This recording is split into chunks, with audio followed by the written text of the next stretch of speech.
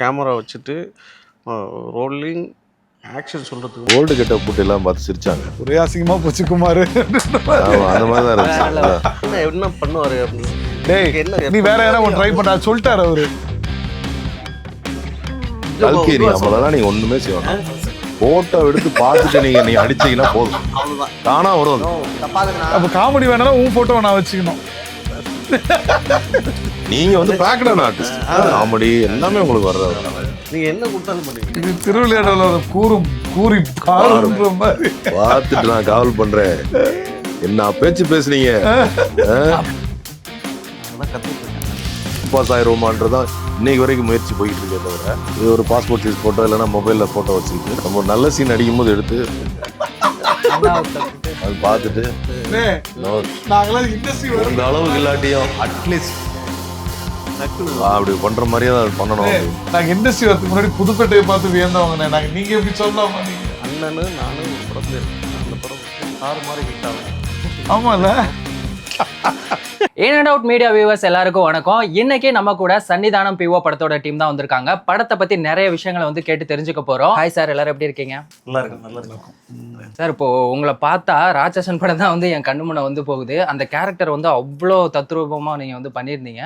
So இந்த படத்தில் நாங்கள் உங்களை என்ன மாதிரியான ஒரு கேரக்டரில் பார்க்கலாம்? இதுலேயும் பார்த்தீங்கன்னா நான் கேட்டேன். நான் இதுவும் எப்படிப்பா இதுவும் கெட்டவனாவே காட்டுறீங்களாண்ணே? இல்லைண்ணே, அது கிட்டத்தட்ட அந்த மாதிரி தான் அப்படின்ட்டு ஏப்பா என்னை காமிச்சாலே அப்படி தான் காமிக்கணுமாண்ணே? இல்லை எனக்கு எழுதும்போது அதுதான் ஞாபகம் வந்துச்சு. இல்லை ரொம்ப சின்ன போர்ஷனாக இருக்கு அப்படின்னா அது ரொம்ப முக்கியமான ஒரு போர்ஷன். அது அந்த கதைக்கான ஒரு கீ ரோல். அது ஒரு ஃப்ளாஷ்பேக்கில் வர்ற ஒரு போர்ஷன். அது படம் பார்க்கும்போது இன்னும் சுவாரஸ்யம் இருக்குது. ஏன்னா அதை பற்றி நான் நிறைய பேசினேன், அதுக்கப்புறம் அதோட சுவாரஸ்யம் குறைஞ்சிரும். கண்டிப்பாக நாங்களும் வெயிட் பண்ணி பார்க்குறோம். ப்ரோ, உங்ககிட்ட ஒரு கேள்வி கேட்கணும். ஆடியன்ஸ் சார்பாக நான் தான் கேட்குறேன். இந்த கல்கி ராஜா அப்படிங்கிற பேர் வந்து எதனால் வந்தது? அந்த கல்கி அந்த அடைமொழி எதனால் வந்துச்சு? இல்லை, நான் வந்து இந்த குரங்கு பொம்மை அதான் என்னோட ஃபர்ஸ்ட் படம். ஓகே. நித்திலன் அவர் தான் என்னை அறிமுகப்படுத்தினார். அவரை அறிமுகப்படுத்திட்டு அந்த பேர் அவர் தான் வச்சார். ஓகே. கல்கின்னு வச்சுக்க, பாண்டியராஜன் என் பேர். பாண்டியராஜன் இல்லாமல் கல்கின்னு வச்சுக்கன்னா அவர் தான் பேர் வச்சார். இல்லை, அது என்ன ரீசனுக்காக கல்கி? இல்லை, அது வந்து அவர்கிட்ட தான் கேட்கணும். ஸ்டார்ட்டாக தான் கேட்கணும். ஓகே. நான் கூட சரி ஏதோ நீங்கள் கல்கி நாவல் எதுவும் எழுதியிருக்கீங்களா, இல்லை கல்கி படத்தில் நடித்ததுனால இப்படி ஒரு பேரா, அது ஒரு கன்ஃபியூஸாக இருந்துச்சு. அதனால நித்திலன் எப்பயாவது நித்திலன் கிட்ட பேட்டி எடுக்கும்போது இந்த சந்தேகத்தை கண்டிப்பாக கேட்டு தெரிஞ்சுக்கலாம். ஹாய் சார், எப்படி இருக்கீங்க? நல்லா இருக்கு தம்பி. சார், நாங்கள் வந்து உங்களை போலீஸ் கெட்டப்பில் பார்த்து மிரண்டு போயிருக்கோம், வெறப்பா அந்த மாதிரியே பார்த்துருக்கோம். ஸோ இந்த படத்தில் என்ன மாதிரியான ஒரு கேரக்டரில் நாங்கள் உங்களை பார்க்கலாம்? போலீஸ் இல்லை, அது வேற ஒரு நல்ல ஒரு குணச்சித்திரமான ஒரு. இல்லை, நாங்கள் நிறைய படத்தில் அந்த மாதிரி தான் பார்த்தோம். இது கொஞ்சம் நல்ல எமோஷனலாக ஒரு, இந்த கதையே கொஞ்சம் ஒரு வித்தியாசமான ஒரு கதை தான். எல்லாருமே ஒரு மாதிரி பாசிட்டிவான கேரக்டர்ஸ் தான். ஜாகிரஃபியாகவும் நிறைய இடங்களுக்கு போய் வர்ற மாதிரி ஒரு சன்னிதானம் போஸ்ட். எனக்கு ஆரம்பத்தில் அப்படி என்ன அது கதையாக இருக்கும், என்ன மேட்ரு அப்படின்னு. அப்புறம் ஒரு சாரதி இயக்குனர் எனக்கு ரொம்ப ஃப்ரெண்டு, கேமராமேன் வினோத் பாரதி, அங்கே இருந்த கோ டைரக்டர்ஸ், மேனேஜர்ஸ் எல்லாமே டீமு. அப்போ இந்த ரோலுங்கும்போது என்னையே செலக்ட் பண்ணாங்க. நமக்கு செட் ஆகினா ஓல்டு கெட்டப்லாம் இருந்துச்சு. இதில் அது செட் ஆகுமா என்ன இதுன்னு கரெக்டாக தெரில. பிறகு எல்லாம் நீ வித்தியாசமாக இருக்கும் பண்ணுங்க அப்படின்னாங்க. நல்லா இருந்துச்சு, நல்ல ரோல், நல்லா பண்ணியிருக்கோம். ஓகே சார், நாங்களும் வெயிட் பண்ணி சார். இந்த படத்தில் நடித்த எக்ஸ்பீரியன்ஸ், இந்த படத்தில் நீங்கள் எப்படி உள்ளே வந்தீங்க, இந்த படத்தில் நடித்த எக்ஸ்பீரியன்ஸ் பற்றி? அது அமுத சாரதி தான் எனக்கு கால் ஃபார் பண்ணது. எனக்கு பண்ணும்போது சொல்லும்போதே சொன்னேன், அண்ணா இது என்னுடைய முதல் படம், இது நீங்கள் இதில் இருக்குன்னு நான் ரொம்ப ஆசைப்பட்றேன். அதனால் நீங்கள் உங்களுக்காக ஒரு சின்ன போர்ஷன் நான் எழுதும்போது உங்களை நினச்சி தான் நான் எழுதினேன். அதனால் எனக்கு வந்து இல்லை சாரதி ரொம்ப சின்னதாக இருக்குது, நான் கொஞ்சம் பெருசாக பண்ணணும்னு பார்க்குறேன் நான் அப்படின்னு. இல்லைண்ணா இது பண்ணுங்கள், நீங்கள் உண்மையிலே இது சின்னதாக இருக்குன்னு ஃபீல் பண்ணாதீங்க, இது படத்தில் முக்கியமான ஒரு ட்விஸ்ட்டு இது வந்து பண்ணுங்க அப்படின்னு. பண்ணும்போது பொள்ளாச்சியில் தான் அங்கே ஷூட்டிங்லாம் நடந்துச்சு. ஸோ அவர் சொன்ன மாதிரி அது ஜஸ்டிஃபைடாக இருந்தது. அந்த படத்தோட ஒரு டேர்ன் அது, அந்த சீன். ஸோ ஓகே, சாட்டிஸ்ஃபைடாக தான் இருந்துச்சு. நீங்கள் சொல்கிற மாதிரி அது சின்ன கேரக்டராக இருந்தால் கூட நிறைய மூவியில் வந்துட்டு சின்ன கேரக்டர் தான் பல இம்பாக்டை உருவாக்கியிருக்கு. ஸோ அந்த மாதிரி உங்களோட லைஃப்லையும் இது ஒரு மிகப்பெரிய ஒரு டேர்னிங் பாயிண்ட்டாக இருக்கும். பார்க்கலாம், வெயிட் பண்ணி. நீங்கள் சொல்லுங்கள் ப்ரோ, இந்த எக்ஸ்பீரியன்ஸ், இந்த படத்தில் நீங்கள் எப்படி வந்தீங்க, இந்த படத்தில் நடித்த எக்ஸ்பீரியன்ஸ் பற்றி? நான் எப்படி இதுக்குள்ள வந்தேன்னா, இதுக்கு முன்னாடி டைரக்டர் வந்து இன்னொரு படத்தில் ஒர்க் பண்ணும்போது பழக்கம். ஓகே. அவர் கோ டைரக்டராக ஒர்க் பண்ணாங்க. அப்போலேருந்தே வந்து பேசிகிட்டு இருப்போம் அடிக்கடி, காமெடி கதைகள்லாம். சொல்லிட்டு இருப்பாங்க. கண்டிப்பாக நான் வந்து ஒரு படம் பண்ணும்போது உங்களை கூப்பிடுவேன் கல்கி அப்படின்னு. அதே மாதிரி இந்த படத்துக்கு கூப்பிட்டாங்க. எல்லாருமே ஒரு ஒரு மாதிரி சீரியஸான ஒரு நல்ல ஒரு கேரக்டராக இருப்பாங்க. என்னோடய போர்ஷனும் கொஞ்சம் ஹியூமர் கலந்த ஒரு கேரக்டர் இதில். குரங்கு பொம்மையில காமெடி வந்து பயங்கரமா பண்ணியிருந்தீங்க. ஸோ இதில் எப்படி காமெடியான ஒரு கேரக்டரா இல்லை காமெடி சேர்ந்த ஒரு கேரக்டர், காமெடி கலந்த ஒரு வில்லனிக்கான ஒரு கேரக்டர். Okay, super sir. நீங்கள் சொல்லுங்கள் சார். நான் அதான் எனக்கு ஃபஸ்ட்டு இன்ட்ரெஸ்ட் வந்ததே போலீஸ் இல்லை அப்படின்னு உடனே அது இல்லைன்னு ஓகே சொல்லிட்டு ஓகே அப்படின்னு. அப்புறம் ஒரு டிரான்ஸ்ஃபர்மேஷன் இருந்துச்சு. யங்காக இருக்கும்போது ஓகே கெட்டவனாக இருந்து பல அனுபவங்கள் பட்டு வயசானதுக்கப்புறம் அதை ரியலைஸ் பண்ணி இருக்கிற மாதிரி ஒரு விஷயம். அது கதையை நான் எப்படி சொல்கிறேன்னு தெரியல. அப்புறம் நம்ம யோகி பாபுவோடைய சின்ன வயசு வளர்ப்பு தந்தையாக நடிச்சிருக்கேன். நல்ல எக்ஸ்பீரியன்ஸ், நல்லா இருக்குது. ஸோ போலீஸ் இல்லைன்னொடனே இது ரொம்ப இன்ட்ரெஸ்டாக பண்ணேன். இப்போ நீங்கள் போலீஸ் கேரக்டராக பண்ணிவிட்டு திடீர்னு இப்படி ஒரு டிஃப்ரெண்ட்டான கேரக்டர் பண்ணும்போது என்ன மாதிரியான டிஃபிகல்ட்டிஸ்லாம் ஃபேஸ் பண்ணீங்க? ஒன்றும் டிஃபிகல்ட்டிஸ் என்ன இருக்குது, நமக்கு சொல்லி கொடுக்குறாங்கல்ல. காஸ்டியூம் கொடுக்குறாங்க, மேக்கப் மேன் கெட்டப் சேஞ்ச் பண்ணுறாங்க, டேரக்டரு நடிப்பு சொல்லித்தராரு, வசனங்கள் சொல்லித்தராரு. ஈஸி தானே, அதை பண்ணிட்டு போகலாம், அவ்வளோதான். ஆனால் நாங்கள் வந்து ரொம்ப எக்ஸைட்மெண்ட்டாக இருக்கோம். ஏன்னா நாங்கள் வந்து அந்த மாதிரியான கேரக்டரில் தான் உங்களை பார்த்துருக்கோம். ஸோ புதுசாக உங்களை பார்க்க போகிறோம். அதுக்காக நாங்கள் ரொம்ப வெயிட்டிங்கில் இருக்கோம். இல்லை, ஒரு ஆக்டரு அப்படின்றது தானே மேட்ரு. பேஸாக ஒரு ஆக்டரு உருவ ஒற்றுமையினால போலீஸாக நிறைய கொடுக்குறாங்க. அதுலேயும் நல்ல நல்ல ரோல்ஸ். அது உங்களுக்கு பயங்கரமாக செட் ஆயிடுச்சு சார். அது ஆமாம், தமிழ்நாடு போலீஸ் மாதிரி ஒரு உருவ அமைப்பு. அதனால் அது ஒரு சக்ஸஸ்ஃபுல்லாக எல்லாருமே போலீஸாக கூப்பிட்டுலாம் அப்படின்ற மாதிரி இருக்கும். பட் அதுலேருந்து கொஞ்சம் சேஞ்சான கேரக்டர் இடையில நல்ல நல்ல ரோல் வருது. அதில் இந்த படமும் ஒரு நல்ல ரோல். படத்தில் யோகி பாபு சார் இருக்காங்க. ஸோ அவங்களோட நடித்த அந்த எக்ஸ்பீரியன்ஸ். நடிக்கல, அவங்க கூட நடிக்கல இல்லை. இவங்க 3 பேர் கூட நடிக்கல, இவங்க 2 பேர் கூட நான் நடிக்கல. ஓ அப்படியா? ஆமா, ஏன்னா என்னோட போர்ஷன் தனியான ஒரு ஃபிளாஷ்பேக் போர்ஷன் அது. அதாவது யோகி பாபுடைய சின்ன வயசு ரோல் இருக்கு இல்லையா, அந்த பையன் சாத்விக் கூட தான் என்னுடைய உங்களோட டிராவல். அதில் அவங்க கூட தான், யோகி பாபு கூட நான் சேர்ந்து பண்ணல. இல்லை நீங்கள் நடிச்சிருந்தீங்க அப்படின்னா செட்டில் பயங்கரமான மூமெண்ட்லாம் வந்து ஃபன்னான மூமெண்ட்லாம் இருந்திருக்கும். சரி, அதை பற்றி கேட்கலாம் அப்படின்னு சொல்லிட்டு தான். கரெக்ட். இப்போ நானும் கல்கி யோகி பாபுலாம் சேர்ந்து பண்ணதுன்னு பார்த்தீங்கன்னா இது தலைவியில் நாங்கள் பண்ணோம். உண்மையிலே அது ரொம்ப ஃபன்னாக தான் இருந்தது. ஏன்னா கிட்டத்தட்ட அதில் ஒரு 40 பேர் ஆர்டிஸ்ட் இருந்தாங்க. ஸோ அப்படி ஃபன்னாக இருந்தது. இதில் அப்படி அந்த மாதிரி சுச்சுவேஷன் இல்லை. நான், என்னுடைய மனைவியாக ஒருத்தவங்க ஷீலான்னு ஒருத்தவங்க நடித்தாங்க. அதுக்கப்புறம் சாத்விக். இந்த 3 பேருக்குள்ளே தான் ஒரு ஸ்டோரி போயிட்டு இருந்தது. இப்போ வந்து என்னென்னா, இப்போ அண்ணனு நானும் ஒரு படத்தில் இருக்கோம்னா அந்த படம் வந்து தாறுமாறு ஹிட் ஆகும் அப்படின்றது இங்கே பதிவு. இல்லை, மகாராஜா, தலைவன் தலைவி, இப்போ இந்த படம். ஆமாம்ல, 10வது யோகி பாபு சார் வேறு இருக்காங்க. ஸோ கண்டிப்பாக இது மிகப்பெரிய பிளாக் பஸ்டர் ஆகும். நான் உங்கள்கிட்ட ஒரு கொஸ்டின் கேட்கணும். சொல்லுங்கள். நீங்கள் வரும்போது ரொம்ப சைலண்ட்டாக இருந்தீங்களே, இப்போ டப்புன்னு ஒரு கேமரா ஆன் பண்ணாங்களே கடன்னு பேசுகிறீங்களா? கேமரா ஆன் பண்ணிட்டா அது ஆட்டோமேட்டிக்காக வந்துடும். அதே தான் அதுதான் கற்றுக்கணும். நீங்கள் சொல்கிறீங்களா டிஃபிகல்ட்டிஸ், அது கிடையாது. ஆமாம், சூப்பர் சார். நீங்கள் சொல்லுங்கள் சார், ஷூட்டிங் ஸ்பாட்டில் நடந்த ஒரு ஃபன்னான மூமெண்ட்டு. ஃபன்னான மூமெண்ட்னா எனக்கு இந்த ஓல்டு கெட்டப் போட்டு எல்லாம் பார்த்து சிரிச்சாங்க. இந்த உருவத்துக்கும் ஒரு நல்லவனா இப்படி ஒரு கெட்டப்பில் நீ வரைய ரொம்ப ஆச்சு. நிறைய பேருக்கு அந்த தம்பியெல்லாம் அடையாளமே தெரியல. கேரக்டர் ரொம்ப பொறுமையாக அண்ணன் சீரியஸாக பண்ணிட்டு இருந்தாரு. எல்லாரும் சிரிக்க ஆரம்பிச்சிட்டாங்க. அப்புறம் அவரோட டைலாகே தான் சொல்லணும், புதுப்பேட்டில் ஒரே அசிங்கமாக போச்சு குமார். அந்த மாதிரி தான் இருந்துச்சு. அது இப்போ வரைக்குமே மீமா யூஸ் பண்ணிட்டு இருக்காங்க நிறைய இதில், சோசியல் மீடியாவில் எங்கே பார்த்தாலும் அதுதான் வந்து ரீச் ஆகிட்டு இருக்கு. அந்த அளவுக்கு அது ரொம்ப வேற. நம்ம இதில் இவர் யோகி பாபு தம்பி அவருக்கும் கேரக்டராக ரெகுலர் காமெடியாக இல்லாமல் ஓகே நல்ல ஒரு ரோல் அவர் பண்ணியிருக்கிறது. ரொம்ப ஒரு சின்ன வயசுலேருந்து கஷ்டப்பட்டு ஒரு பெரிய ஆளாகி வந்து இருக்கிற மாதிரி. ஒரு கன்னடத்தில் இருந்து 2 ஹீரோஸ் நடிச்சிருக்காங்க. அங்கே ஹீரோவாக வில்லனா நடித்தவங்க, அங்கே நல்லா ஃபேமிலியரான ஆளுங்க. பேர் தான் எனக்கு ரூபேஷ் ஷெட்டி அண்டு ரூபேஷ் ஷெட்டி. அப்புறம் இதில் ஒரு பெரிய ஸ்பெஷல்னா சித்தாரா மேடம் நடிச்சிருக்காங்க. பழைய நம்ம ஹீரோயின் சித்தாரா தெரியுமா? அவங்க தெரியும் சார். அவங்க படம்லாம் பழைய படங்கள்லாம் மறக்க புது அர்த்தங்கள்லாம் பார்த்துருக்கேன். இல்லை, உங்கள் ரியாக்ஷன் அவங்களுக்கு தெரியாத மாதிரியே இருந்துச்சு. இல்லை சார், நிறைய படங்கள்ல அதனால தான் நாங்கள் சொல்ல வேண்டியதாக. இல்லை சீரியஸாக வந்து நிறைய படங்கள்ல பார்த்துருக்கோம். அதெல்லாம் மறக்கவே முடியாது. முரளி சார் கூடலாம் அந்த பேச்சுலர்ஸ் 5 பேர் கூட அவங்க புது அதெல்லாம் வந்து எவர் கிரீன் மூவி, அதெல்லாம் மறக்கவே முடியாது. புது வசந்தமும் அவங்க தான், புது அர்த்தங்களும் புது அர்த்தங்களும் அவங்க தான். அவங்க ரொம்ப நாள் கழிச்சு நடிக்கிறாங்க. அவங்க ஒரு டூயல் ரோல் அவங்க. அப்படியா? ஓகே. இந்த படத்தில் நல்லா இருக்கும். சமீபத்தில் கூட அவங்க மாரிசனில் நடிச்சிருந்தாங்க, வடிவேல் சார் பேரா நடிச்சிருந்தாங்க இல்லையா? அப்படியா?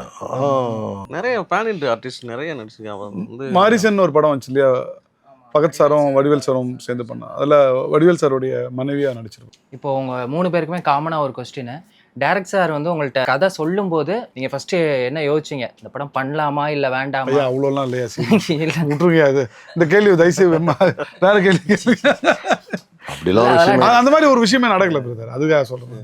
ஏன்னா நாங்க பண்ணதே வந்து பாத்தீங்கன்னா ஒரு சீன் தான் நம்ம பண்ணது. ஓகே. பண்ணும்போது இன்னும் ஆனால் 3 நாள் டேட் என்ன அப்படின்னும் போது அப்படிதான் ட்ராவல் ஆனதே தவிர அவ்வளோ இன்டென்சிவான ஒரு விஷயம் இந்த படத்துல எனக்கு நடக்கல. மேபி உங்களுக்கு நடந்ததா எனக்கு தெரியல. அது உங்களுக்கு யாருக்காக நடந்துச்சா? அப்படி இல்லை, ஒரு நல்ல ப்ராஜெக்ட் தான் கூப்பிட போகிறாங்க. இப்போது இல்லை, ஒரு எப்போவாவது இடையில தான் கொஞ்சம் மோசமாக இருக்குமே தவிர ரெகுலராகவே நல்ல நல்ல ப்ராஜெக்ட்ஸ் தான் வரும். ஓகே. அந்த டைமில் டேட்டும் அவங்ககிட்ட கேட்குற சம்பளமும் கொடுத்தாங்கன்னா நடிச்சிட வேண்டியது. அது ரெண்டு மேட்ச் ஆகும்போது எனக்கு மோஸ்ட்லி பயம் என்னன்னா, எனக்கு விமனைசரா ஒன்று டேட் இருக்கணும், ஓகே. கேட்குற சம்பளம் நம்ம சம்பளம் கேட்போம், நியாயமான சம்பளம் தான் கேட்கணும். இருந்தாலும் நம்ம எல்லா படத்துலயும் வந்துட்டு டைரக்டர் சொல்றாங்க அப்படிங்கறதுக்கா நடிக்க முடியாதுல்ல. நமக்கு அது பிடிச்சாதான் நம்ம வந்துட்டு அதுல நடிக்க போறோம். அதுக்காக நான் கேட்டேன். நானும் அந்த மாதிரி இடத்துல இல்லை. ஓகே. நம்ம சூஸ் பண்ணி நடிக்கிற இடத்துல இல்லையே. நம்ம வந்து ஒரு வளர்ந்து வரும் கேரக்டர் ஆர்டிஸ்ட் தானே. போலீஸாக கூப்பிட்டாலும் நடிப்போம், நல்ல போலீஸாகவும் நடிப்போம், கெட்ட போலீஸாகவும் நடிப்போம். இந்த மாதிரி ரோல்ஸ் கிடைக்கும்போது கொஞ்சம் கூடுதல் சந்தோஷம்.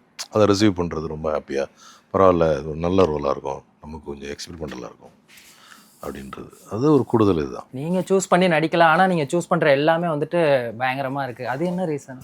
அது ஆரம்பத்துல இருந்து நம்ம அறிமுகமாகி வர படங்களுடைய ஒரு இது. இப்போது செல்வராக சார்கிட்ட நடிக்கிறோம். இப்போது அந்த படத்தில் நடித்தது ஒரு புதுப்பேட்டை வந்து ஒரு பயங்கர பெரிய ஒரு கல்ட்டு மூவி. அது பசங்க எல்லாருமே அந்த படத்தை திரும்பி திரும்ப பார்க்குற ஒரு படம். அவங்க நினச்சிக்கிடுவாங்க, இப்போ செல்வராக சார் என்னை இன்ட்ரடியூஸ் பண்ணி நடிக்க வச்சார், என்னை வைக்கிறதுக்கு அவர் எவ்வளோ கஷ்டப்பட்டுருப்பாரு. ஆனால் ஸ்க்ரீனில் தெரியுது நான். அப்போது அவ்வளோ பெரிய டேரக்டர்கிட்ட இவ்வளோ பெரிய ரோல் பண்ண ஒரு ஆர்டிஸ்ட் பயங்கர டிஃப்ரெண்ட்டான லுக்கில் இருக்கார் அப்படின்னு ஒரு அறிமுகமாக வரோம்ல. அதை பேஸ் பண்ணி தான் அடுத்து வர்றது. இப்போ ஒரு நல்ல ஆக்டராக இருப்பாங்க, அவங்க லான்ச் ஆகிற ப்ராஜெக்ட் நல்லா இல்லைன்னா என்ன பண்ணுவீங்க? அவங்கள வந்து யாருமே ஜட்ஜ்மெண்ட் பண்ண முடியாது கண்டிப்பாக. ஆனால் அவங்களுக்கு நல்ல கேரக்டர் கொடுத்தா நடிச்சிருப்பாங்க. அதே மாதிரி ஒரு சாதாரணமாக இப்போ எனக்கு அந்த டைமில் ஒன்றுமே தெரியாது, என்னை அந்த இடத்துல பொருத்தி பார்க்கும்போது ஒரு செல்வராகவன் சார் இயக்குறாரு, அந்த படத்தில் நடிக்கிற தனுஷ் சார் ஹீரோவாக இருக்கிறாரு, அதில் ஒரு இம்பார்ட்டன்ட் ரோல் நடிக்கிறோம், ஒரு இம்பாக்டான சீனில் நடிக்கிறோம். அது வெளியே வரும்போது என்ன ஆகுது, நமக்கு நிறைய பேர் கிடைக்குது. அதில் என்னுடைய பங்களிப்புன்றது உருவம் மட்டும்தான், பாக்கி எல்லாம் மற்றவங்க பண்ணது தானே. ஸோ அது மூலிமா வெளியே வரும்போது மக்களுக்கும் ஆடியன்ஸுக்கு என்ன தெரியும், இவர் பயங்கரமாக நடிச்சிருக்காரு அந்த படத்தில் அப்படின்னு தானே தெரியும்.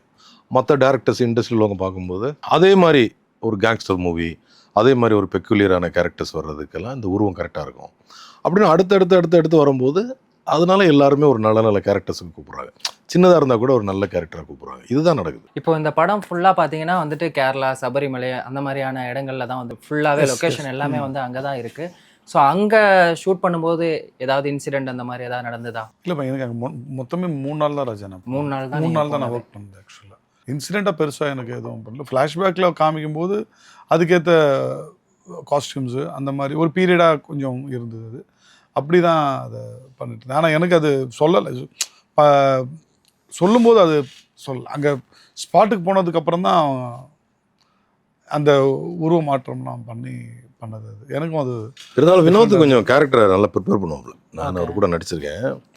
நார்மலாக இப்போ நான்லாம் டேரக்டர் என்ன சொல்கிறாரு, என்ன லுக்கு, என்ன டைலாக்கு, என்ன பண்ணணும் அப்படின்றத அதிலே பண்ணிடுவேன். வினோத்தெல்லாம் கொஞ்சம் கேரக்டரை கொஞ்சம் அனலைஸ் பண்ணுவாப்புல. அது ராட்சசன் படத்துல கொஞ்சம் இம்ப்ரோவைஸ் பண்ணுவாப்புல. அது அந்த பழக்கம் அவர்கிட்ட இருக்கு. கொஞ்சம் டீட்டெயிலான ஆர்டிஸ்ட் இல்லை, கொஞ்சம் இப்போ வரைக்கும் கொஞ்சம் பயமாக தான் இருக்குது. அந்த கேரக்டர் தான் இப்போ எனக்கு கண்ணு முன்னே வந்து. ஸோ ஒரு நல்ல ஆக்டருக்கு அது செய்ய வேண்டிய வேலை. அது கொஞ்சம் தெரிஞ்சுக்கணும் கேரக்டரை பற்றி. நாங்கள்லாம் அப்படி ஜாலியாக வந்துட்டு போய் நடிச்சுட்டு போகிற ஆளுங்க. எனக்கு கல்கி என் கூட்டத்தில் வச்சாக்க, கல்கியும் நல்ல அவர் கொடுக்கப்பட்டதை இம்ப்ரோவைஸ் பண்ணி குரங்குபொம்மை படத்துல நல்லா இருந்தது. காமெடி ரோல் ரொம்ப ஒர்க் அவுட் ஆயிருந்தது. அதுக்கப்புறம் விதாத் சாருக்கு ஹெல்ப் பண்றது அந்த சீன்ல வந்துட்டு காமெடியா ஒரு பக்கம் இருந்தது, இன்னொரு பக்கம் ஹெல்ப் பண்ற அந்த ஒரு கேரக்டர் அது அப்படியே டோட்டலா வேற மாதிரி ரொம்ப நல்லா இருந்துச்சு. காமெடின்னு நினைக்கிறோம். அவங்க தான் கதையில ஒரு ஆமா முக்கியமான ஒரு பில்லர். அவங்களா தான் ஸ்டார்டிங் பாயிண்ட்ல இருந்து எண்டு வரைக்கும் அதை கனெக்ட் பண்ற ஒரு கேரக்டரா இருப்பாங்க. ஒரு விஷயங்களை கன்வே பண்றதாகட்டும், ஒரு கதாநாயகன் சீரியஸாக நடிக்கும்போது அவங்ககிட்ட வந்து ஒரு ஆறுதல் சொல்றதை காமெடியாக சொல்றதாகட்டும். ஸோ ஒரு காமெடின்ற ஆக்டர் காமெடியன் அப்படின்றது கிடையாது. காமெடின்ற காமெடியை ஹோல்டு பண்ணுறதே கஷ்டம். காமெடியாக ஹியூமராக நடிக்கிறது ரொம்ப கஷ்டம். அது நினைவில் நிற்கிற மாதிரி முகங்கள் தான் இவங்கெல்லாம். ஸோ அது வந்து நம்ம அது பொதுவாக காமெடி ஆர்டிஸ்ட் அப்படின்னு சொல்ல முடியாது, ஆக்டர் தான். அந்த படத்தை, அந்த கதையை, அந்த கதைக்கு உள்ள எல்லாரையும் கனெக்ட் பண்ணி எங்கே ரிலீஃப் கொடுக்கணுமோ அங்கே ரிலீஃப் கொடுப்பாங்க, எங்கே கொஞ்சம் சீரியஸாக அலர்ட் பண்ணணுமோ அலர்ட் பண்ணுவாங்க. அப்படின்றது அது ஒரு முக்கியமான கேரக்டர். அண்ணன் சொன்ன மாதிரி தான் முன்னாடி ஃபஸ்ட்டு வந்து இப்போ அண்ணன் புதுப்பேட்டை பண்ணாங்க, ஒரு பெரிய இமேஜ் இருக்குல்ல, அந்த மாதிரி தான் நமக்கும். இப்போ வந்து ஒரு படம் வந்து நம்ம குரங்கு பொம்மை பண்ணுறோம், அதில் ஒரு காமெடியனாக நடிக்கிறோம். அந்த காமெடியன் அந்த எல்லா கேரக்டரும் நம்ம பண்ணுவோம். நம்ம வந்து ஒரு இமேஜ் கொடுக்கும்ல, அதுதான் அது வந்து காமெடியனாக நம்ம ட்ரை பண்ணிக்கிட்டே இருக்குது. அண்ணன் சொன்ன மாதிரி காமெடின்றது வந்து கொஞ்சம் முக்கியமான ஒரு டைமிங் இல்லை, அது மோர் ரெஸ்பான்சிபிலிட்டி அது. ஏன்னா ஒரு அழுவுனா அழுதுடலாம், மற்றபடி நீங்கள் வில்லத்தனம் நெகட்டிவ் கூட பண்ணலாம். பட் ஹியூமர் அப்படின்றது வந்து அப்டேட்டடில் இருக்கணும். ஏன்னா இன்னைக்கு சொல்கிற அந்த விஷயம் இன்னைக்கு சிரிச்சிடலாம், அதே விஷயத்த நாளைக்கு அதை சொல்ல முடியாது. திரும்பவும் அது வேற ஒரு அப்டேஷனில் இவங்க இருந்து கரண்ட்டில் என்ன சுச்சுவேஷன் போகுது, இந்த எல்லா விஷயத்தையும் அப்சர்வ் பண்ணி அவங்க பண்ணுற ஒரு டெலிவரி தான் அந்த ஹியூமர். அது ஒர்க் அவுட் ஆகணும். ஏன்னா அது ஆப்போசிட் ஆளுங்களை அது சிரிக்க வைக்கிறதுன்றது வந்து அது அவ்வளோ எளிமையான விஷயம் கிடையாது. அது அதுக்கப்புறம் பார்த்தீங்கன்னா இவங்க ட்ராவலில் வந்து பார்த்தீங்கன்னா எண்ட் ஆஃப் த டே இவங்க தான் ஒரு ட்விஸ்டாக இருப்பாங்க. அது சார் சொன்ன மாதிரி ஹீரோக்கு ஒரு ஆறுதல் சொல்கிறது, ஹீரோக்கு ஒரு சப்போர்ட்டிவாக இருக்கிறது, இப்படின்னு பல ரெஸ்பான்சிபிலிட்டி இருக்கிற ஒரு ரோல் தான் அது. கண்டிப்பாக நீங்கள் சொன்ன மாதிரி இப்போ என்ன கேரக்டர் வேணால் பண்ணிடலாம், ஆனால் வந்துட்டு மக்களை சிரிக்க வைக்கிறது அப்படிங்கிறது எல்லாராலையுமே முடியாது. இப்போ நானுமே வந்து ட்ரை பண்ணுறேன் தான், இந்த இன்டர்வியூ நல்லா இன்ட்ரெஸ்டிங்காக ஹியூமராக போகும் அப்படின்னு சொல்லிட்டு. ஆனால் நான் பண்ணுறது வந்து ஹியூமராக இருக்கா இல்லையா, இன்னைக்கு இண்டஸ்ட்ரியிலே ஹியூமர் பற்றாக்குறையாக இருக்குது. அதுதான் சொல்கிறேன், இன்னைக்கு இண்டஸ்ட்ரியிலே ஹியூமர் பற்றாக்குறையாக தான் இருக்குது. காமெடியான விஷயத்தையே வந்து நாங்கள் வந்து சீரியஸாக சொல்லிட்டு இருக்கோம் அப்படின்ற மாதிரி சொல்லுவோம். எனக்கு ஆக்டர்ஸ்லேயே இந்த காமெடி இப்போ ஹியூமர் ஆர்டிஸ்ட்டு, காமெடி ஆர்டிஸ்ட் சொல்ல மாட்டேன் நான், ஹியூமராக பண்ணுற ஆர்டிஸ்ட்டு ரொம்ப பிடிக்கும் எனக்கு. அவங்களோட நிறைய திறமை இருக்கும், timing sense, presence of knowledge, அந்த இதெல்லாம் ஸ்பான்டினெண்ட்டாக ஒன்று சொல்கிறது, இதெல்லாம் அவங்ககிட்ட தான் ஜாஸ்தி வரும். அந்த மாதிரி உங்களுக்கு யாரை சார் ரொம்ப பிடிக்கும்? அப்போ வந்து என்ன பிடிக்கும் ரொம்ப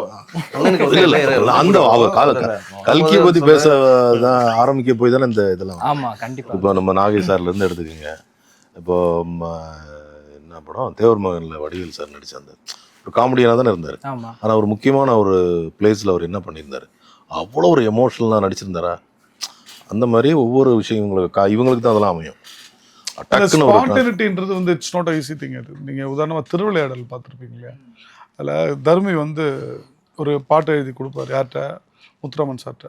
அது நாகேஷ் சார் வந்து அதில் அந்த பாட்டை படிப்பார். அவர் யார்? கொங்குதேர் வாழ்க்கை அப்படின்னு, அஞ்சிரை தும்பி அப்படின்னு சொல்லி, அது ஆப்போசிட்டில் அவர் அந்த பாட்டை மெய் மறந்து கேட்டு முத்துராமன் சார் ஆஹா அப்படின்னு உடனே ஒரு பாட்டை நிறுத்திட்டு கூப்பிட்டீங்களா அப்படின்னு அவர். ஸோ அந்த பாட்டை நிறுத்திட்டு அவர் அந்த இடத்துல கூட அது ஒரு சீரியஸான மூமெண்ட். அது அதில் ஆஹான்னு சொன்னது கூப்பிட்டீங்களா அப்படின்ற மாதிரி அவர் ஹியூமர் பண்ணுறது வந்து இன்ன வரைக்கும் நீங்கள் பார்த்து பாருங்க. அது அவ்வளோ காமெடியாக இருக்கும். அந்த ஸ்பான்டேனியஸில் இவங்க பண்ணுற அந்த ரியாக்ஷன் ஒர்க் அவுட் ஆகிறது தான் இருக்குது. இப்போ அந்த மாதிரி சந்தானம் சாரை வந்து அடிச்சுக்கவே முடியாது சார், டைமிங்கில் வந்து அவரை அடிச்சுக்கவே முடியாது. ஆனால் இப்போ அவர் ஹீரோ ஆனதுக்கப்புறம் எல்லாரும் கொஞ்சம் மிஸ் பண்ணுறாங்க. காமெடியாகவே இருந்திருந்தா நல்லா இருந்திருக்கும் தமிழ் சினிமா. ஆமாம், நானும் மிஸ் பண்ணுறேன். ரொம்ப நம்ம நடிக்க போகிறாருன்னு சொல்கிறாங்க. ஆமாம், நடித்தா நல்லாயிருக்கும். சூரி சாரும் இப்போ ஹீரோ ஆகிட்டார். ஆமாம், முதல்ல சூரி ஆக்ஷன் ஹீரோ ஆகிட்டாப்ல. சூரி ஆக்ஷன் ஹீரோ ஆகிட்டாங்க சார். ஸோ அதனால காமெடிக்கு பற்றாக்குறை தான். ஸோ கல்கி இல்லைன்னா வந்து அது ஃபில்ம் இல்லை, அடுத்தடுத்து வந்துட்டே தான் இருக்கிறாங்க. இதுக்கப்புறம் அந்த இடத்த அந்த வெற்றி இடத்தை இல்லை, நிச்சயமா கல்கிக்கு அதில் ஒரு பிளேஸ் இருக்கு நம்புகிறேன். இல்லை, ஒரு உறுதியாக ஒரு பிளேஸ் இருக்கு, நல்ல பிளேஸ் இருக்கு. நல்ல இடம் இப்போ சார், கூட miss நம்ம வந்து பண்ணிடாதீங்க. சந்தானம் படம் தான் பண்ணிட்டு இருக்கோம். அவர் எல்லா படங்களும் நம்மளை ரொம்ப ரெஃபர் பண்ணுவார். ஒரு ஒரு ஒரு காமெடியனாக இருந்தவர் இன்னைக்கு ஹீரோ ஆயிருக்காரு. இப்போது அவர் படத்தில் நம்மளெல்லாம் பிடிச்ச காமெடியனாக நம்ம இருக்கும்போது ரொம்ப சந்தோஷமாக இருக்குது. இப்போ கூட நாங்கள் ஒரு படம் நடிச்சிட்ருக்கோம். நைட் ஷூட் தான் போயிட்டு வரோம். அண்ணன் கூட தான் ஒரு படம் போயிட்டுருக்கு.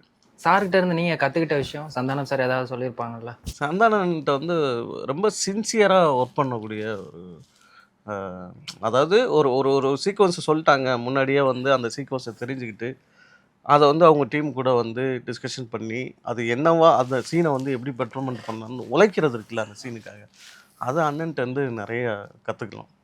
அந்த சீனுக்கு அந்த சின்சியாரிட்டியோட சும்மா வந்து வந்தோமா ஏதோ ஒரு காமெடி சீன் சொல்கிறாங்க அதை சொல்லிவிட்டு நம்ம நடிக்கிறது அதெல்லாம் இல்லாமல் அதுக்கு ஒர்க் பண்ணணும்ல, அந்த சீனுக்கு ஒர்க் பண்ணுறது இருக்குல்ல, அது வந்து அண்ணன்ட்ட பெரிய விஷயம். அது கற்றுக்குறோம், அது அவர்கிட்டருந்து கற்றுக்குறோம்.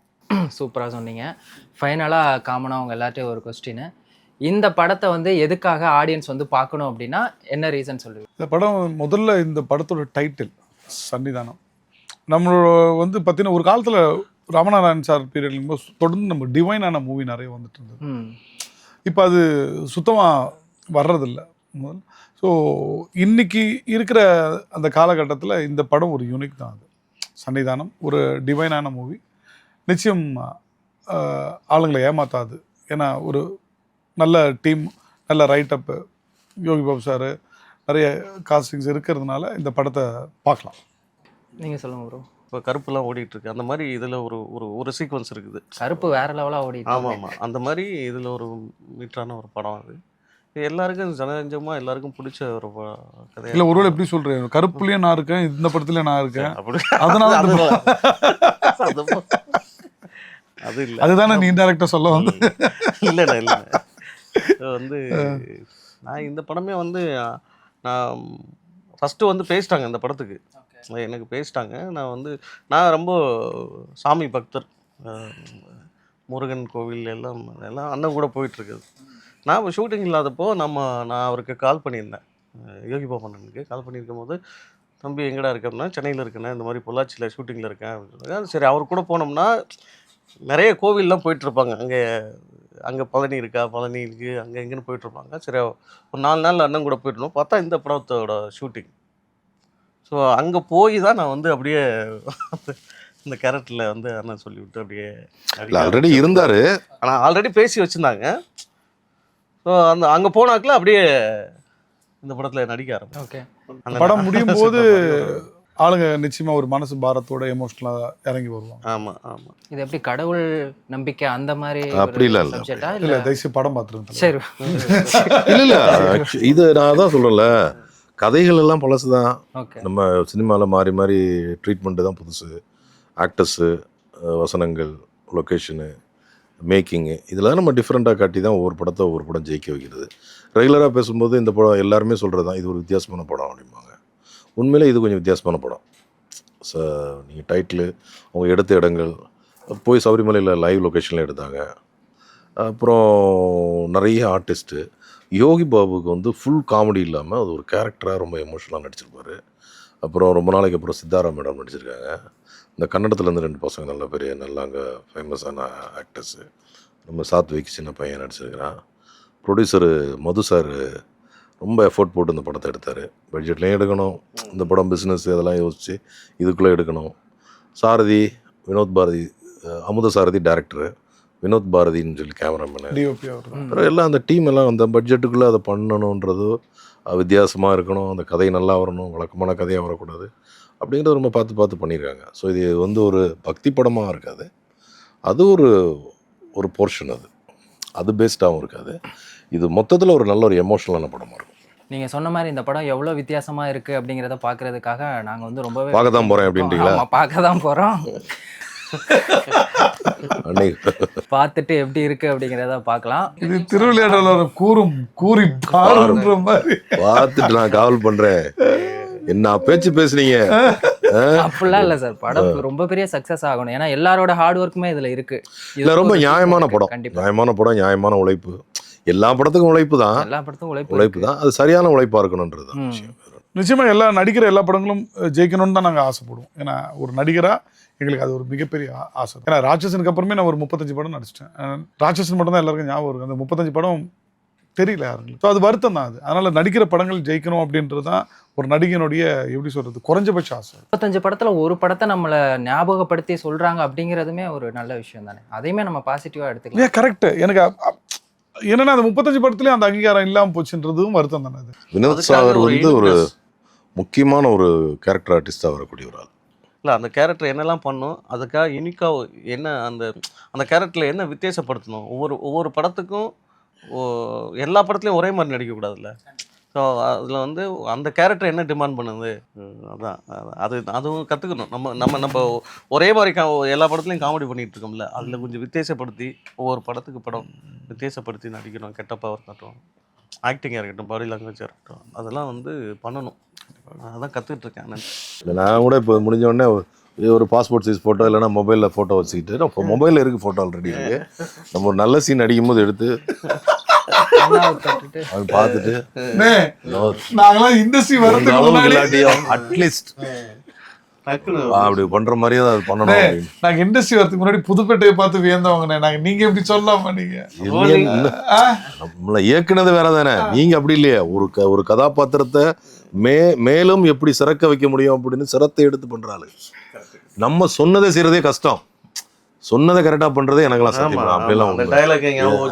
நம்ம அந்த டைமிங்ல போய் வந்து கேமராவை கரெக்டா நடிச்சிருவோமா, அதை ஜஸ்ட் பாஸ் ஆயிடுவோமான்றதான் இன்னைக்கு வரைக்கும் முயற்சி போய்கிட்டு இருக்கே தவிர, இவங்க நான் இது வினோத்தை கிண்டல் பண்ணுறீங்களா சொல்ல, இப்படி 1-2 ஆர்டிஸ்ட் தான், கொஞ்சம் பேர் தான் இருக்காங்க. எப்படின்னா அந்த கொடுத்ததை அவங்கள்ட்ட நிறைய கேள்வி கேட்பாங்க, டேரக்டர்ட்டையும் சரி கோடக்டர்ட்டையும், இது இப்படி வருது, அதுக்கு அடுத்து முன்னாடி என்ன வருது, நான் இப்படி பண்ணால் நல்லா இருக்குமா, அப்படி பண்ணாங்க அப்படின்றத ஒரு தேடல் அவங்கள்ட்ட தான் இருக்கும்.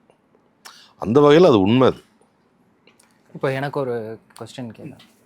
இப்போ ஒவ்வொரு கேரக்டரையும் பண்ணுறதுக்காக மெனக்கடுறது அப்படிங்கிறது இருக்குல்ல, அது ஒவ்வொரு படத்துலையும் நீங்கள் டிஃப்ரெண்ட்டாக பண்ணுறீங்கல்ல, ஸோ அதோட சீக்ரெட் என்ன? சீக்ரெட்டில் இப்போது நீங்கள் ஒரு டாக்டராக பண்ணுறேன் அப்படின்னு என்னை வந்து சொல்லிட்டாங்கன்னா, நான் அடுத்த கேள்வி கேட்குறது என்னன்னா, அவர் கவர்மெண்ட் டாக்டரா இல்லை ஒரு ப்ரைவேட் டாக்டரா? ஸோ இவங்க 2 பேருக்குமே தனித்தனியான குணாதிசயங்கள் இருக்குது. ஒரு ப்ரைவேட்டில் உங்களை எப்படி ட்ரீட் பண்ணுறதும், நீங்கள் கவர்மெண்ட் ஹாஸ்பிட்டல் போகும்போது ட்ரீட் பண்ணுறதுக்குமான ஒரு விஷயம் இருக்குது. ஸோ இது சொல்லும் போதே நம்ம வந்து அதோட தன்மையை நம்ம உணர்ந்து அதுக்கேற்ற மாதிரி ஒரு சின்ன சின்ன நுவான்சஸ் தான், வேற ஒன்றுமே பெருசாலாம் எதுவும் கிடையாது. ஒரு விஷயம் பார்க்குறோன்னா, இப்போ மளிகை கடை அப்படின்னா அது சூப்பர் மார்க்கெட்டா இல்லை நார்மலாக இருக்கிற ஒரு மளிகை கடையா, இந்த மாதிரி சின்ன டீட்டெயில் மட்டும்தான் நம்ம கேட்டு வாங்கிக்கிறது. அது நமக்கு நடிக்கும் போது ரொம்ப பேருதவியாக இருக்கும். நோட் பண்ணுங்க தம்பி, இதுதான் வந்து நீங்க நோட் பண்ண வேண்டியது. இப்போ காமனா ஒருத்தவங்க இப்போ டாக்டர் அப்படின்னா டாக்டர் கேரக்டர்ல பண்ணிட்டு போயிடுவாங்க. அவங்க இப்போ டிஃப்ரெண்டா சொன்னாங்க பாருங்க, பிரைவேட்டா கவர்மெண்ட், அதை அனலைஸ் பண்றதுங்கிறது இருக்குல்ல, அதுதான் நான் வந்து உங்களோட சீக்ரெட்னு நினைக்கிறேன். அது வந்து உண்மையிலேயே ரொம்ப ஒரு நல்ல, இல்லை அதுக்கு எல்லா நடிகருக்கும் இருக்க வேண்டிய ரெஸ்பான்சிபிலிட்டி நான் நினைக்கிறேன். கண்டிப்பா வேற ஒன்றுமே இல்லை. இப்போ எனக்கு வந்து இந்த வந்து கேமரா வச்சுட்டு ரோலிங் ஆக்ஷன் சொல்கிறதுக்கு முன்னாடி வினோத்தன் நினைச்சிட்டு அது நான் என்ன பண்ணுவாரு நீ வேற ஏதாவது சொல்லிட்டாரு அவரு. கல்கி நீ அவ்வளோதான், நீங்க ஒண்ணுமே செய்யணும், போட்டோ எடுத்து பார்த்துட்டு நீங்க அடிச்சீங்கன்னா போதும், தானா வரும் அது. அப்ப காமெடி வேணா உன் போட்டோ நான் வச்சுக்கணும். நீங்க வந்து பேக்கடான ஆர்டிஸ்ட், காமெடி எல்லாமே உங்களுக்கு வர்றதுனால நீங்க என்ன கொடுத்தாலும் பண்ணுவீங்க. 28th May 2026 பிளாஸ்ட் வருது, மறக்காம பாருங்க. ஓகே, ஒரு ப்ரமோஷன் கொடுத்துட்டீங்க. எஸ், அது நான் நடிச்ச படத்துக்கு நான் தான ப்ரமோஷன் பண்ணணும். தப்பே ஒரு வாக்கில் இது ஒரு promotion. Super, try to watch. Sir அப்படியே நீங்களும் சொல்லிடுங்க, உங்களோட அடுத்த படம் என்ன? அது 1-2 தான் சொல்லலாம், அது கிட்டத்தட்ட ஒரு டஜன் இருக்கு. டிவிக்கு கருப்புல கூட பண்ணேன். டிவிக்கு ஆமா, டிவிக்கேன்னு ஒரு படம் பண்ணேன். ஆமா ஆமா, அதான் நான் உங்கள்கிட்ட சொல்லியிருந்தேன் அந்த படம். டிவிக்கேன்னு ஒரு படம், ஒரு வித்தியாசமான படம், ஒரு த்ரில்லர் மூவி, அது வருது. படம் முடிஞ்சிருச்சா இல்லை? அப்புறம் வெற்றிமாறன் சார் படம் 2 அதில் இருப்பேனான்னு தெரியல, இருக்கணும்னு ஆசைப்படுறேன். அரசனா சார்? அரசன் அண்ட் ராஜன் வகையாரா. ஓகே. அப்புறம் 2-3 படங்கள். சுகா சார் படம். சுகா நான் உங்களுக்கு சொல்றேன், எடுத்து கொடுங்க. இல்லை கொஞ்சம் ஆர்டிஸ்ட்க்கு கொஞ்சம் வீக். நாகர்கோயில போய் பண்ணீங்களா? ஆமா ஆமா. சைலப்பன் சைக்கிள் மார்ட்னு ஒரு படம் பண்ணியிருக்கேன், எழுத்தாளர் சுகா அவர்கள் இயக்கத்தில். அதுக்கப்புறம் அப்பா குட்டி. ஆமா, விஜயாண்டனி சார் படம். அப்பா குட்டி இல்லை, நாங்கள் 2 பேரும் இல்லை, அடிக்கடி பேசும்போது இது பண்றது. இப்போ வரப்போகுது விஜயாண்டி சார் ஒரு நல்ல படம், அது அப்பா குட்டி, டைட்டிலே அப்பா குட்டி தான், அதில் நடிச்சிருக்கேன். சார் அரசன் படத்துல இருக்கீங்களா இல்லை இருக்கிறதுக்கான சான்ஸ் இருக்கு? சான்சஸ் இருக்கு. சான்சஸ் இருக்கா? இன்னும் கன்ஃபார்ம் டேரக்டர் தான் முடிவு பண்ணோம். இன்னும் கன்ஃபார்ம் ஆகலையா? இல்லை, பேச்சுவார்த்தை போயிட்டு இருக்கு. கண்டிப்பா. ஐயோ, ஒரே பேச்சில் தூக்கிறாரு, பேச்சுவார்த்தையாடா உங்களுக்கு. சார் வெற்றிமாறன் சார் யோசிப்பார், படத்துல சூஸ் பண்ணலாம்னு நினைச்சேன், ரொம்ப பேசுறாங்க, இது ஒன்றும் செட் ஆகாது. வெற்றி சார் கண்டிப்பா மூணா ரமேஷ் அண்ணன் அந்த காசு பண்ணுவார். இல்ல, அது அந்த கதையில வரிசையா வருது, நீங்க அவரு அதனால எதிர்பார்க்க. நீங்க விசாரணை இல்ல இருக்கீங்களா? இருக்கு. ஆல்மோஸ்ட் அவருடைய எல்லா மூவில பொல்லாதவன்ல இல்ல இருக்கு, இருக்கீங்க. அவர் படத்துல எல்லா படத்துலயும் பைக் காணாம போய் கம்ப்ளைண்ட் கொடுக்க வருவார்ல ஸ்டேஷன்ல. Okay okay okay.